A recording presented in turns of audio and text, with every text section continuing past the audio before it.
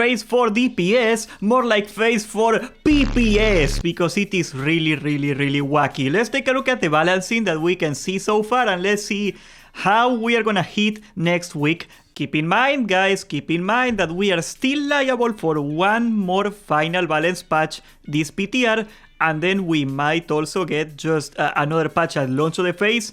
We don't know yet, but still, the data is pretty scary though. Coming from right at the bottom of the tier, the Arcane Mage is still sucking, and that makes me very sad. I guess I understand why it sucks, because if it was a good DPSer, that would create a bunch of issues for the healer.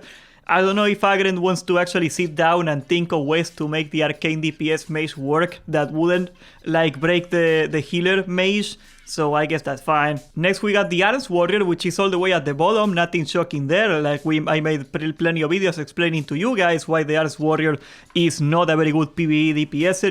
It scales poorly. The only thing it has is the weapon damage. And actually in a vacuum, the Arms Warrior should do a lot better. But the problem is that we have so much freaking gear that we're not supposed to have. Like we're having like what, 4 times the attack power that people used to have in level 50. So that's the problem. So when you got that much attack power, what matters is who scales the most, not who has the most weapon damage or whatever. So yeah, very sad for the Arms Warrior. It's not going anywhere, sadly. Next seems to be the Demonology Warlock. Now I want to give you guys a caveat right here, and that is that the Warlock is not really any spec. Like the level 60 spells for Warlock are hybrid, I think, except the fire one, of course. All the other specs of Warlock actually take like, do not go for the keystone talent. They just go like halfway through and then they go somewhere else. Like Soul Link and Ruin, for example, if you're going the Shadow Bolt spec or stuff like that. So whatever Warcraft logs thinks is a Demonology Warlock or an Affliction Warlock could very easily be the opposite. But right now the data is showing that the Demonology Warlock, the pure Demonology Warlock, is doing very poorly, which is not a shocker. Demonology is a mean spec until all the way to Rato the Lich King. That's when it gets really good. Then the Affliction Warlock is doing also pretty poorly, like on the bottom 25% of the rankings right there. But you guys probably knew that if you watch my Warlock videos, because I've been saying this for a long time. But the Fire Warlock though is kicking some serious butt. The median DPS is 1900, the upper quartile is 2080. So it is not quite top tier, and that's a little sad. Of course, don't forget guys that the Warlock is one of the hardest scaling classes currently in the game because of the way fire works. Assuming that they do not put fire resistance on the bosses in Molten Core. That would be extremely stupid. I think the SoD team looked at how stupid it was to put bleeding resistance in Omeregan, and they probably don't want to do that again with Molten Core. Not to mention guys, Gar is immune to bleeding, so if you're a feral cat, well, you're not gonna play Molten Core anymore, good luck. If you're a bear, well, good luck holding aggro on Gar. It is a stupid system. Like, I get it's not my vanilla. Screw it. Take it away. Nobody likes it. Very well, but still on the bottom of the charts, right there on the 4th worst is the Elemental Shaman. This one, I said it was going to be pretty bad, actually. If I recall correctly, I didn't like the runes at all.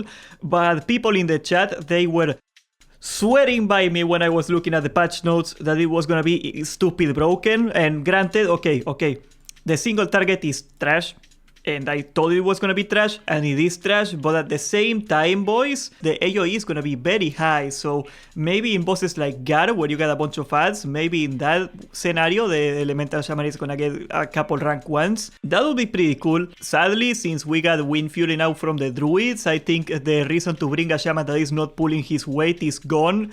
Back in the proper vanilla, even if you sucked, they will still take you because the totems were so busted, but right now, probably not. Next is going to be the Red Paladin, which is doing, actually, if we zoom out a little bit here, the Red Paladin, and this is something I asked Telo back in the podcast the other month.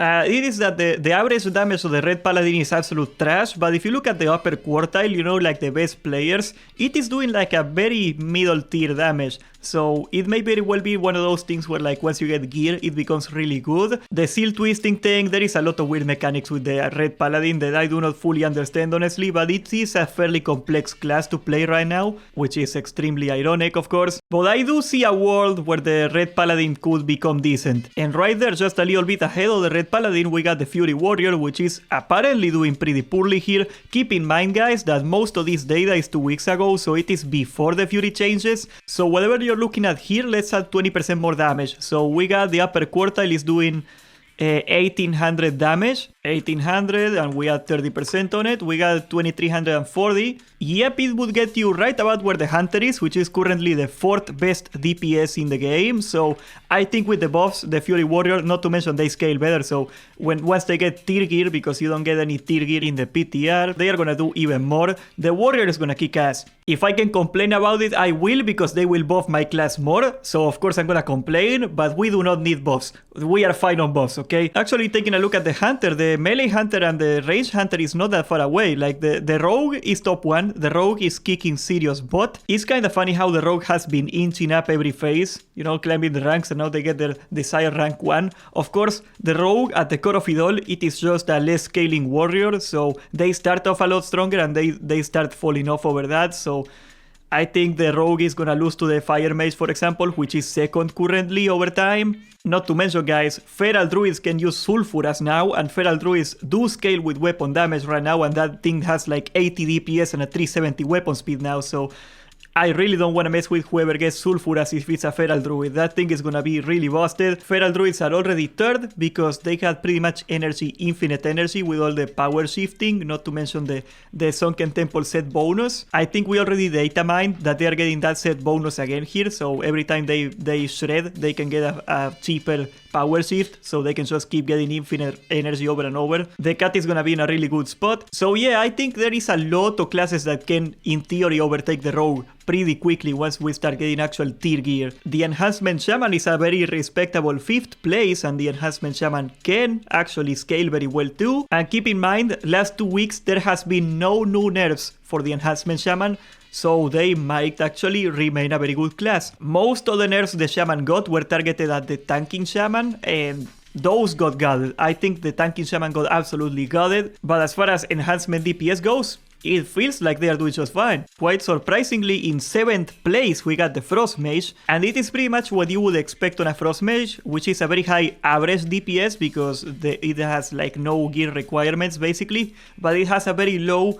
upper quartile damage, like the best players are not pushing that much farther, because first of all, for Frost rotation is very simple. There is not a way you can express your skill as a Frost Mage, and at the same time, Frost scales like crap. You get a lot of free crit in Frost, for example, which is gonna make your average player, you know, from the very get-go, you're gonna have a lot of damage, but what do you do next? You cannot stack crit for not more damage, and you don't scale exponentially like the Fire Mage. Like every time you crit, you get like rolling dots and stuff like that. The Fire Mage is absolutely insane, and the Frost Mage is absolutely poop. Then the Shadow Priest is at a 7th place. Now the Shadow Priest is gonna generate mana for the party, so if you are a caster and you wanna parse, you're gonna want a Shadow Priest. As a matter of fact, I was very concerned that Blizzard might give in to the people that complain and actually buff the priest. I know I tell you guys to complain as much as possible because it works, but did you really need a buff? No, because everybody is gonna want like 2 Shadow Priests in the raid at least anyway. So it is not like if it does like decent damage, the Shadow Priest is gonna fall behind to other classes because it is so freaking valuable anyway. And finally, the Boomkin. I think there is something going on here. I think that people just play the Boomkin and try it out and do terrible added just to ruin the numbers because people hate Boomkins.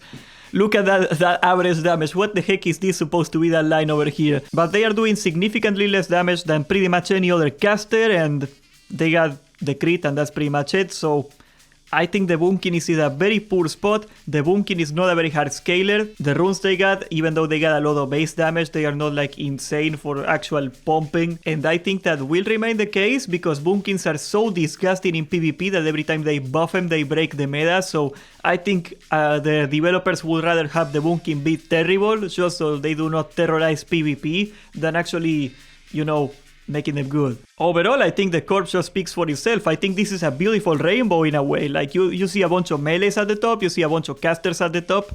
Keep in mind, this is pre-raid best in slot that you're looking at right here. So you see the warrior at the bottom right now. Don't you worry about it. Yeah, and this is before the buffs too. So keep that in mind as well. The enhancement shaman and the warrior are gonna shoot all the way to the top in very, very short time. The fire mage is probably gonna remain number 1 if they do not mess with fire resistance, like I told you. And the fire warlock is probably gonna be up there too. The Fire Warlock has a lower starting point than the Fire Mage, believe it or not, because they need so much freaking hit, and it takes a couple item levels until you can have both hit and real damage stats, which is something that the Fire Mage can circumvent a little bit because they get that 3%, you know, that 3% hit from their talents. But as far as balance goes, as crooked as you see this little tower of Pisa of balance right here, I think it is as good as it's gonna get, honestly.